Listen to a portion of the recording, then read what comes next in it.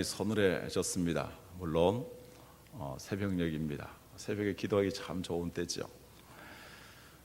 그리고 이제 처서 맞이했고요. 가을 맞이하게 되었습니다. 우리 성도님들에게 축복하도록 하겠습니다.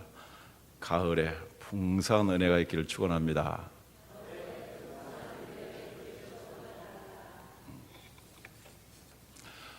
두 주 동안 다른 말씀을 전하였다가 수가성 여자로 다시 돌아오게 되었습니다. 오늘 7번째 말씀 전하겠습니다. 수가성 여자 이분은 참으로 불쌍하고 간인한 사람이었죠. 5번이나 결혼에 실패했고 이혼을 당했습니다. 그리고 6번째 결혼해 살고 있지만 매우 불행합니다. 그는 사람들을 보기조차 싫었습니다. 아마도 살 소망이 없었을 것입니다. 그리고 자기 자신의 존재에 대해서 매우 무가치하게 생각하게 되었을 것입니다. 그런데 이 여자분이 어느 날 물을 깃다가 예수님을 만나게 됩니다. 물론 아직 그 예수님이 메시아라는 것은 모릅니다.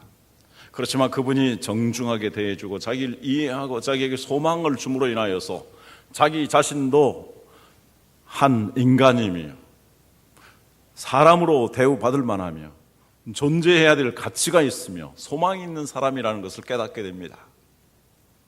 이렇게 자기 자신의 존재의 가치에 대해서 재발견하게 되었을 때 그의 입에서 나온 말은 하나님을 예배하는 것이었습니다. 그는 말합니다. 우리 조상들이 이 산에서 예배했는데 당신들의 말은 예배할 곳이 예루살렘에 있다 합니다. 나도 그 예루살렘에 가서 당신들과 함께 성전에서 하나님을 예배하고자 하는 소원이 있습니다. 이렇게 말한 것입니다. 전전번에는 우리가 하나님을 예배해야 할 이유에 대해서 말씀을 전하였습니다. 첫째, 하나님께서 모든 것을 창조하셨고 우리는 그 창조의 은총을 받아 살기 때문에 우리는 그 하나님의 은혜 속에서 먹고 마시고 생활할 때마다 이 모든 것들이 하나님의 은총인 줄 알고 감사하고 하나님께 영광을 돌려야 합니다. 무엇보다도 두 번째로 하나님께서는 예수 그리스도를 보내주셔서 우리의 죄를 위해서 십자가에서 피 흘려 대가를 치르게 하셨습니다. 예수 그리스도의 십자가의 보혈을 통해서 우리를 구원하여 주신 그 하나님에게 우리는 영원토록 찬양하고 감사하며 예배해야 합니다. 세 번째, 우리를 거룩하게 하시기 위해서 보혜사 성령님이 내 안에 임재하시고 영원토록 나와 함께 하셔서 천국에 이르도록 부활의 영광에 이르도록 하시기 때문에 우리는 그 영광의 성령님께 찬양하고 경배해야 마땅합니다. 자, 그리고 지난번에는 우리가 하나님을 어떻게 예배해야 할 것인가에 대해서 말씀드렸습니다. 첫째로 말씀드린 것은 우리가 예배의 대상을 바로 알고 예배해야 한다는 말씀이었습니다. 예배의 대상이 누구이십니까? 바로 예수님 말씀하십니다. 아버지라고 말씀하십니다. 그런데 그 아버지는 나의 어떤 개인의 육신의 아버지가 아니라 예수 그리스도의 아버지시라는 말씀입니다. 예수 그리스도의 아버지라는 말씀은 바로 하나님께서 성부이시면서 예수 그리스도께서 하나님의 아들로 이 땅에 오셔서 우리의 죄를 위해서 십자가에 못 박혀 죽으시고 부활하신 그 주님이신 것을 말씀합니다. 그러므로 예수 그리스도를 믿는 사람들은 우리도 하나님의 자녀가 되는 권세를 받아서 하나님을 아빠, 아버지라고 이렇게 부르게 된 것입니다. 할렐루야. 그래, 죄인은 우리가 어떻게 구원을 받고 하나님께 나가 하나님을 예배할 수 있겠습니까? 주님 말씀하셨습니다. 요한복음 14장 6절, 내가 곧 길이요 진리요 생명이 나로 말미암지 않고는 아버지께로 올 자가 없느니라. 이제 우리는 예수 그리스도로 말미암아 하나님을 아버지로 부르며 하나님을 예배할 수 있게 되었습니다. 이제 어떻게 우리가 예배해야 할까요? 하나님은 영이시면서 예수 그리스도의 아버지이시면서 또 우리 아버지이시면서 동시에 영이십니다. 그래서 하나님은 영이시니라고 맨 먼저 말씀하십니다. 하나님의 본래적인 속성은 영이십니다. 성령님과 동일한 속성을 가지고 계시고 일체가 되십니다. 하나님은 영광스러운 영이신 하나님이십니다. 그러면 하나님이 영이시라는 것은 우리의 예배와 어떤 상관이 있을까요? 첫째, 하나님을 어떠한 형상으로 만들어서 섬겨서는 안 된다라는 것입니다. 야고보 1장 10절, 17절 같이 읽도록 합니다. 온갖 좋은 은사와 온전한 선물이 다 위로부터 빛들의 아버지께로부터 내려오나니 그는 변함도 없으시고 회전하는 그림자도 없으시니라. 우리가 예배하는 하나님은 영이시기 때문에 그림자도 없고 회전하는 그림자도 없고 어떤 변함도 없으시고 그리고 빛들의 아버지시다라고 말씀합니다. 하나님이 영이시기 때문에 우리의 예배도 영으로 해야 합니다. 그런데 그 영은 보이지 않습니다. 그래서 사람은 연약한 존재여서 보이지 아니하는 하나님 믿는 것보다도 보이는 그 어떤 것을 추구하는 경향을 가지고 있습니다. 미성숙한 사람일수록 더욱 그렇죠. 그래서 원시 종교에서는 보이는 것들을 그들의 신으로 삼습니다. 해 대단하게 보입니다. 달, 저 중동 지역에서는 밤에 여행을 많이 하는데 달도 아주 대단하게 보입니다. 수많은 별들이 있습니다. 이런 해와 달과 별들을 중심해서 어떤 특이한 것들, 기이하게 생긴 것들을 그들의 신으로 생각하면서 의지합니다. 심지어는 곤충들까지도 그들의 신으로 숭배합니다. 이슬람권에 있었던 사람들, 유학 온 사람들을 만나서 얘기해 봅니다. 힌두교를 신봉하는 나라에서는, 이슬람이 신두교네, 힌두교 신봉하는 나라에서는 그들의 신이 모든 생물들이라고 합니다. 그래서 어깨도 넘는다고 말합니다. 모두가 신입니다. 모두 다 성교입니다. 그들이 말하는 신을 숭배하고 의지하는 것을 보면 때로는 더럽고 처참하고 잔혹하기까지 합니다. 짐승의 멱을 따서 막 피를 뿌린다든지 사람을 죽여서 피 흘리게 하는 제사를 드리는 그런 제사도 옛날에 있었습니다. 불교에서도 부처를 만들어서 거기에 절을 합니다. 가톨릭에서는 많은 형상을 만들었습니다. 그래서 예수님상, 베드로상, 마리아상, 그리고 여러 성인들의 상, 이런 것들을 만들어서 거기 앞에서 이렇게 기도하고 때로는 절하는 것을 봅니다. 그러나 이 모든 것들은 하나님께서 만드신 피조물일 뿐 하나님의 대용물이 될 수가 없습니다. 해, 달, 별 대단한 것이지만 그것은 하나님이 만드신 피조물입니다. 우리가 섬기는 하나님은 해, 달, 별들 만드신 하나님이십니다. 사람들이 어떤 신상을 쇠붙이로 그리고 나무로 그리고 돌로 새겨서 만드는데 그것은 하나님이 만드신 그러한 물질에 불과한 것입니다. 우리가 섬기고 예배하는 하나님은 그러한 시시한 하나님이 아니십니다. 이 모든 것들을 창조하신 하나님이십니다. 우리 인간에게 생명을 주신 하나님이십니다. 우리를 예수 그리스도를 통해서 구원하시는 하나님이십니다. 온 우주라도 용납할 수 없는 그 하나님이십니다. 영이신 하나님을 우리가 예배하기에 오늘 또 이곳에 임재하셔서 하나님을 예배할 수 있는 것입니다. 할렐루야. 두 번째, 하나님은 어떤 시간이나 장소에 한정될 수 없습니다. 예레미야 23장 23절 24절 같이 읽습니다. 여호와의 말씀이니라. 나는 가까운 데에 있는 하나님이요 먼 데에 있는 하나님은 아니냐. 여호와의 말씀이니라. 사람이 내게 보이지 아니하려고 누가 자신을 은밀한 곳에 숨길 수 있겠는가. 여호와가 말하노라. 나는 천지에 충만하지 아니하냐. 하나님은 가까운 데도 계시고 먼 데도 계시는 하나님, 은밀한 가운데도 계시고 밝은 데에도 계시는 하나님, 온 천지에 충만하신 하나님이시라고 고백합니다. 따라서 그 영이신 하나님을 어떤 시간에 국한한다든지 또 장소에 제한을 할 수 없습니다. 주님 말씀하신 것처럼 하나님은 그리심산 사마리아 사람들이 예배하는 그리심산이나 유대 사람들이 예배하는 예루살렘에, 그리고 그 예루살렘 성전에 국한되시는 하나님이 아니십니다. 우리는 하나님께서 특별한 시간에만 그곳에 계신다, 특별한 시간에만 하나님 예배를 받으신다, 그래서 특별한 시간만, 특별한 처소에 가서만 예배한다고 생각해서는 안 됩니다. 솔로몬이 성전을 짓고 성전 봉헌식을 하게 됩니다. 지금으로 따라진다면 10조도 넘는 황금들이 어마어마하게 들어가 있는 그러한 성전입니다. 이 성전, 어마어마한 성전을 짓고 그 하나님 앞에 봉헌 기도를 합니다. 첫마디가 무엇입니까? 하나님이 참으로 땅에 거하시리이까 하늘과 하늘들의 하늘이라도 주를 용납하지 못하겠거든 하물며 내가 건축한 이 성전이겠습니까?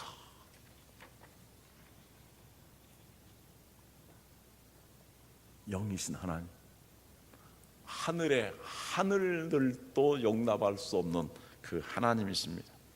하나님은 영이심으로 예수님께서 수가성 여자에게 말씀하신 것처럼 예루살렘이나 그리심산 장소가 중요한 것이 아닙니다. 우리는 예루살렘으로 가서 통곡의 벽을 붙잡고 기도할 필요가 없습니다. 그러나 만약에 성지순례를 한다면 기념으로 그 통곡의 벽에서 한번 기도해 볼 수 있습니다. 저도 통곡의 벽에 갔었는데요, 거의 유대인들이 통곡의 벽 앞에서 돌을 붙잡고 기도합니다. 그리고 기도 쪽지를 써가지고 그 돌 틈새에 넣습니다. 저는 기도 제목을 쓰진 않았지만 기도했습니다. 유대인들이 이렇게 기도했을 것입니다. 정말 우리가 이렇게 세계에 흩어지게 되었습니다. 그리고 지금 이스라엘에 모여있는 우리들도 아랍 사람들에 의해서, 수많은 사람들에 의해서 둘러싸여 있습니다. 우리의 메시아여 속히 오셔서 저 적군들을 물리치시고 이 땅에 우리의 평화의 왕국을 세워 주옵소서. 자기들의 메시아를 구합니다. 저는 어떻게 기도했겠습니까? 하나님, 이들이 예수 그리스도를 배척하면서 참 메시아를 그들은 십자가에 못 박게 했습니다. 그로 인해서 돌 위에 돌 하나 남지 않냐고 이렇게 성전이 황폐화되었습니다. 하나님, 그들이 예수 그리스도를 알게 하시고 예수 그리스도를 믿게 하시고 성경에서 말씀한 것처럼 이제 이스라엘까지 복음화되어서 주님 다시 오시는 날 속히 되게 하여 주옵소서. 이렇게 기도했습니다. 하나님은 영이심으로 언제 어디에서나 계십니다. 그러므로 우리가 시간과 장소에 구애받지 않냐고 언제 어디서나 우리 하나님을 예배할 때 하나님이 우리 예배를 기뻐 받으십니다. 그러므로 우리는 설거지를 하면서도 찬송할 수 있습니다. 그릇을 깨뜨리면서도 발등 찍지 아니한 것에 대해서 하나님께 감사합니다. 제 아내는 맨날 그냥 시간 있으면 찬송합니다. 저는 못 따라갑니다. 그런 귀한 찬송, 생활 속의 예배를 하나님이 기뻐 받으시는 줄 믿습니다. 우리가 걸어가면서도 골방에서나 은밀한 곳에서 토굴 속에서도 하나님 앞에 기도하면 거기서 하나님이 들으시고 응답하여 주시는 줄 믿습니다. 우리가 일하면서도 맛있는 음식을 먹으면서 오락을 하면서도 하나님께 감사하면 하나님이 그 감사한 마음을 기쁘시게 받으시는 줄 믿습니다. 우리가 때를 얻든지 못 얻든지 영혼을 사랑하는 마음으로 기도하고 전도하며 찬송과 가사에 있는 것처럼 예수님이 춤추실 것입니다. 우리가 서로 사랑하면서 행복하게 살아간다면 하나님이 웃으시고 우리가 이름도 없이 빛도 없이 은밀한 곳에서 오직 주님 바라보며 봉사하신다면 주님께서 흐뭇하시며 너는 내 사랑하는 아들이라고 이렇게 말씀하실 줄 믿습니다. 이번에 교황이 방문했습니다. 교황 앞에서 누가 특별히 선택되어서 노래를 불렀다라고 말합니다.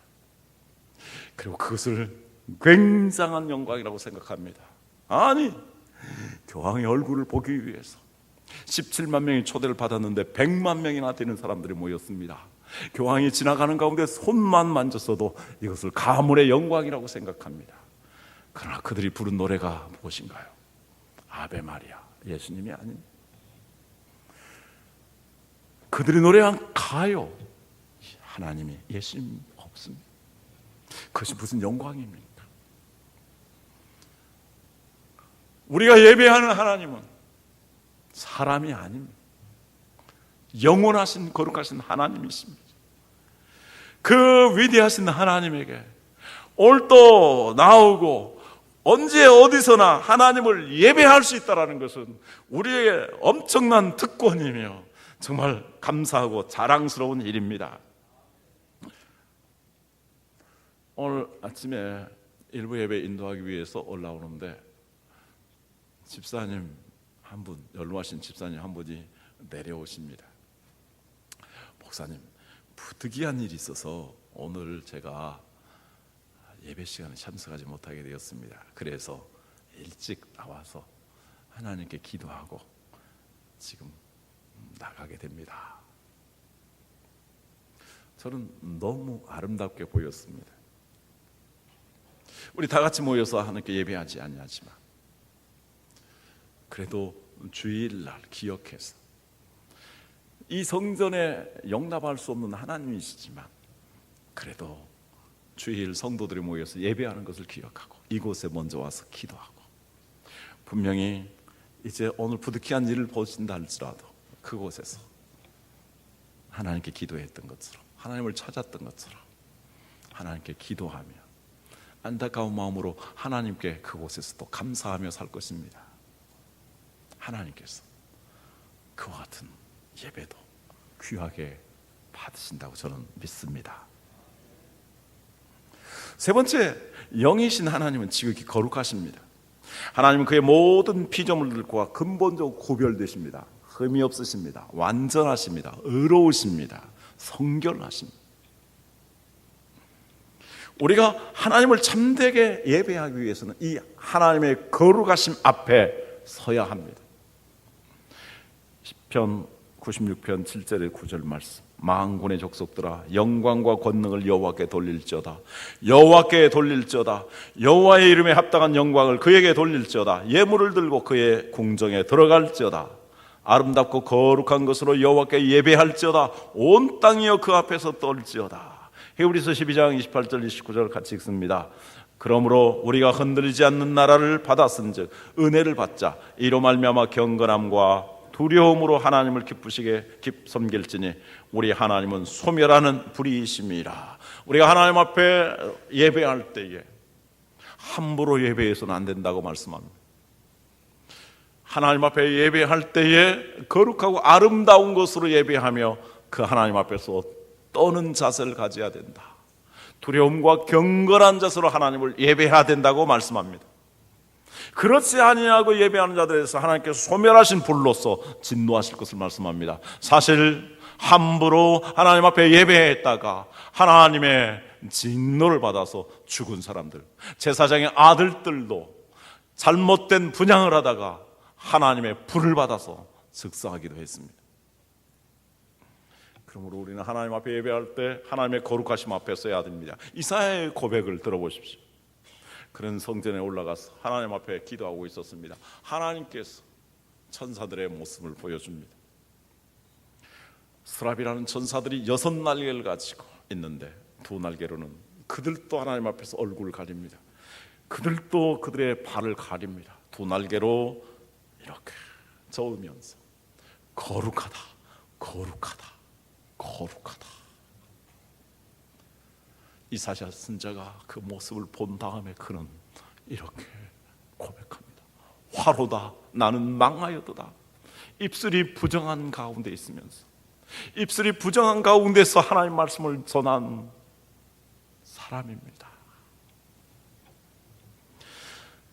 그런 내가 만군의 왕이신 하나님을 배웠습니다. 그때 스랍 천사 중 하나가 제단에서 불타오르는 숯불을 젓가락으로 집어서 그의 입술에 댔습니다. 그리고 선언합니다. 이제 너의 입술을 이렇게 숯불로서 지져서 깨끗하게 하였으니 이제 너는 가서 하나님의 말씀을 전하라고 외칩니다. 그렇게 경건하게 살았던 그도 하나님 앞에서 자기 자신을 낮췄습니다. 엎드렸습니다. 예배라는 말의 원래의 뜻은 엎드려 절하다라는 뜻입니다. 그리고 그는 정결하게 된 다음에 하나님의 사역을 할 수 있었습니다. 따라서 우리는 그러면서 이렇게 말합니다. 보라, 이것이 내 입에 닿았으니 내 악이 제하여졌고 내 죄가 사하였었나이다. 우리는 거룩하신 하나님 앞에 서야 됩니다. 그리고 내 자신의 죄와 허물을 깨달아야 됩니다. 그리고 그거에 대해서 고백해야 합니다. 그리고 하나님의 사죄의 은총을 구해야 합니다. 어떻게 하나님의 사죄의 은총을 받을 수 있습니까? 그것은 거룩하신 예수 그리스도의 보혈을 통해서입니다. 시편 51편에 보면은 다윗의 참회의 기도가 나옵니다. 그는 하나님 앞에 예배함에 있어서 자기의 죄 문제를 해결함에 있어서 이러한 과정을 겪습니다. 하나님의 주의 인자를 따라 내 은혜를 베푸시며 주의 많은 긍휼을 좇아서 내 악을 지워주소서. 내 죄악을 맑게 씻으시며 내 모든 죄에서 돌이키시고 내 모든 죄악을 지워주시옵소서. 하나님이여, 내 속에 하나님이여, 우슬초로 나를 정결하게 하여 주시옵소서. 그리하면 내가 정결하게 되겠습니다. 내 안에 정직한 영을 새롭게 하시고 정한 마음을 창조하여 주옵소서. 그리하여서 구원의 즐거움을 회복시켜 주시고 자원한 마음을 주셔서 주님을 섬기게 하여 주시옵소서. 그리고 그는 기도합니다. 하나님이여, 나의 구원의 하나님이여, 피 흘린 죄에서 나를 건지소서. 내 혀가 주의 의를 높이 노래하리이다. 주여, 내 입술을 열어주소서. 내 입이 주를 찬송하여 전파하리이다. 하나님께서 구하시는 제사는 상한 심령이라. 하나님의 상하고 통회하는 마음을 주께서 멸시하지 아니하시리이다. 그때 주께서 의로운 제사와 번제와 온전한 번제를 기뻐하시리니 그때에 그들이 수소를 주의 제단에 드리리이다. 그는 거룩하신 하나님 앞에서 자기 자신의 엄청난 죄악을 깨닫습니다. 그리고 그는 우슬초로 나를 정결하게 해주소서라고 말합니다. 우슬초, 이제 여러분들 잘 아실 것입니다. 나병 환자가 하나님의 기적적인 방법으로서 치유를 받았을 때 그는 제사장에 가서 자기 몸을 보이면서 최후의 학증을 받습니다. 제사장이 그 몸을 진단한 다음에 그가 나병에서 치료를 받았다면 이제 그가 제사를 드리도록 합니다. 새 2마리를 가지고 와서 한 마리는 멱통을 따서 피를 받아서 그 몸, 귀와 손과 발에 바릅니다. 이제 그 피로서 깨끗하게 되었다는 것입니다. 그리고 새 한 마리를 날려 보냅니다. 너는 이제 죄에서 자유한 몸이 되었다라는 것입니다. 바로 예수 그리스도께서 우리의 죄를 위해서 이렇게 피 흘리셨고 예수 그리스도께서 부활하셔서 우리는 자유롭게 된 것입니다. 그래서 우리가 예수 그리스도의 보혈을 의지하여서 하나님의 은혜의 보좌 앞에 나가서 하나님을 예배할 수 있게 된 것입니다. 그러므로 하나님의 거룩하심은 우리로 하여금 두렵게 떨리게 하는 마음을 갖게 하지만 하나님의 거룩하심은 동시에 예수 그리스도의 보혈의 은총을 깨닫게 합니다. 그래서 하나님의 그 거룩하신 그 보혈의 은총으로 말미암아 우리가 더욱 하나님의 은혜에 감사하며 기쁨으로 감격하는 가운데서 하나님을 예배할 수 있도록 이끌어 주시는 것입니다. 할렐루야. 이제 두 번째로 생각하고자 합니다. 하나님은 영이신데 그 다음 말씀하는 것은 예배하는 자가 그랬습니다. 자, 하나님은 영이신데 그 다음으로 중요한 것은 예배하는 자 자신이라는 말씀입니다. 예배하는 방법은 이제 영과 진리인데 중요한 것은 예배하는 자입니다. 자, 예수님께서 예배하는 자는 어떤 사람이 되어야 하는가? 그것은 말씀드린 것처럼 바로 예수 그리스도의 아버지 하나님, 즉 하나님을 예수 그리스도의 아버지로 믿는 것입니다. 예수님은 단순한 인간, 하나의 성인이 아니라 하나님께서 우리를 구원하시기 위해서 보내신 하나님의 아들로서 그가 우리의 죄를 사하시기 위해서 십자가에 못 박혀 죽으시고 부활하신 주님이신 것을 믿는 자가 하나님의 자녀가 되고 하나님을 아빠 아버지로 부르며 하나님께 나가 예배할 수 있게 되는 것이죠. 우리는 다 하나님을 예배하는 자격을 받았습니다. 그러나 하나님을 예배하는 가운데서도 잘못되게 예배할 수 있습니다. 시시하게 예배할 수 있습니다. 자기 어떤 욕심, 자기의 꿈, 자기의 기도의 제목 이러한 것들을 이루기 위해서 이기적인, 세속적인 그리고 기복적인 그러한 신앙생활을 할 수 있습니다. 하나님께서는 하나님의 자녀들이 참되게 하나님을 하나님으로 예배하기를 원하십니다. 그렇게 하기 위해서는 예배하는 자 자신이 중요하다고 하나님 말씀하십니다. 자, 예배하는 자가 얼마나 중요한가? 가인과 아벨의 제사를 통해서 우리가 보다 더 실감 있게 깨닫게 됩니다. 가인과 아벨, 그가 하나님 앞에 어떻게 예배했을까요?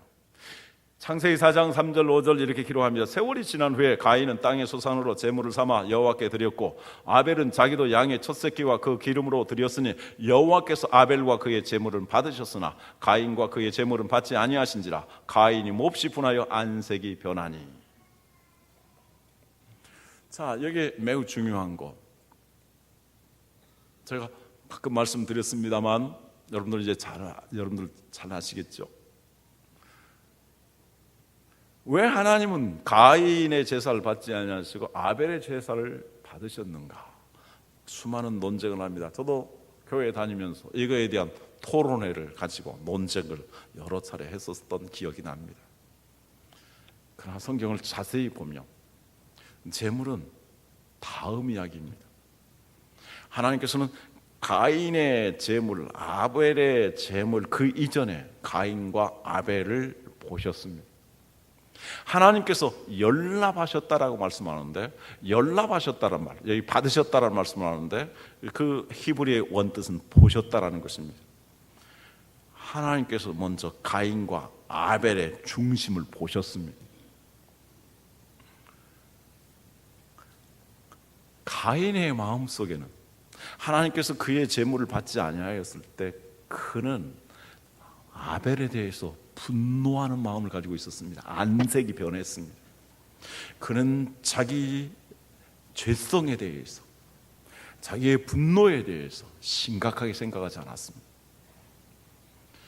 분노하는 마음, 죄를 가지고 하나님 앞에 예배하면 하나님은 그 예배를 받지 아니하십니다.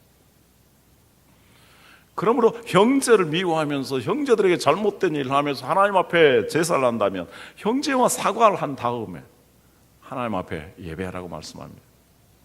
그래서 우리 자신의 하나님에 대한 경외하는 태도가 예배에 있어서 보다 더 중요한 것입니다. 시편 24편 3절에서 6절 말씀합니다. 여호와의 산에 오를 자가 누구며 그의 거룩한 곳에 설 자가 누구인가? 곧 손이 깨끗하며 마음이 정결하며 뜻을 허탄한 데 두지 아니하며 거짓 맹세하지 아니하는 자로다. 그런 여호와께 복을 받고 구원의 하나님께 의를 얻으리니 이는 여호와를 찾는 족속이요 야곱의 하나님의 얼굴을 구하는 자로다. 엿새 동안 하나님과 상관없이 아무렇게나 살고 죄를 범하다가 하나님 앞에 나와서 하나님을 찬양하고 하나님께 예배한다면 하나님 받으시겠습니까? 생활을 하면서도 검은 돈을 가지고 하나님 앞에 11조를 한다면 하나님이 그 돈을 받으시겠습니까? 내가 어떤 중심을 가지고 있는가? 하나님은 그 중심을 보시고 그 중심의 예배를 받으십니다. 그 다음에 또한 하나님께서는 가인의 제물을 받지 아니하시고 아벨의 제물은 받으셨다고 말씀합니다. 아벨의 제물에 대해서 히브리서 11장 4절에서는 이렇게 기록하고 있습니다. 같이 읽습니다. 믿음으로 아벨은 가인보다 더 나은 제사를 하나님께 드림으로 의로운 자라 하시는 증거를 얻었으니 하나님이 그 예물에 대하여 증언하심이라. 그가 죽었으나 믿음으로써 지금도 말하느니라. 아벨의 제물에는 두 가지 중요한 의미가 있습니다. 그 제물은 바로 예수 그리스도의 보혈의 은총을 예표하고 있는 제물입니다. 분명히 그는 부모로부터 제사하는 것을 배웠을 것입니다. 왜 그렇습니까?